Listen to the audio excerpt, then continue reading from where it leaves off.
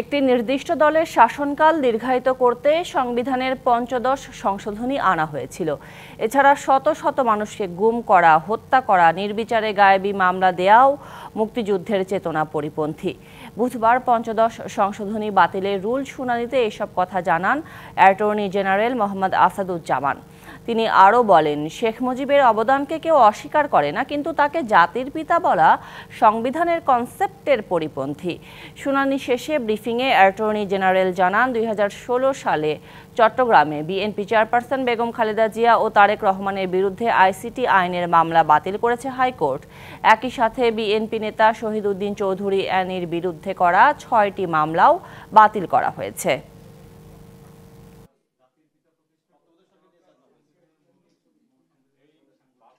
সংবিধানের পঞ্চদশ সংশোধনী বাতিল করার জন্য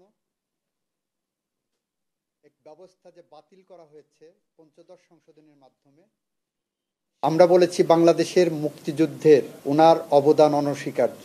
রাজনৈতিক নেতৃত্ব হিসাবে উনি অনেক উপরের মানুষ, কিন্তু একজন ব্যক্তি সবকিছু করেছেন, একজন ব্যক্তি সবকিছু। গণতন্ত্রকে সংকুচিত করার জন্য এই 7A এবং 7B ইন্ট্রোডিউস করা হয়েছে। এই কারণে যে মানুষকে ভয়ের সংস্কৃতিতে রাখা। মাঠের অলরাউন্ডার আমি, আর ঘরের allrounder Tylox. Tylox toilet cleaner, clean মানেই টাইলক্স।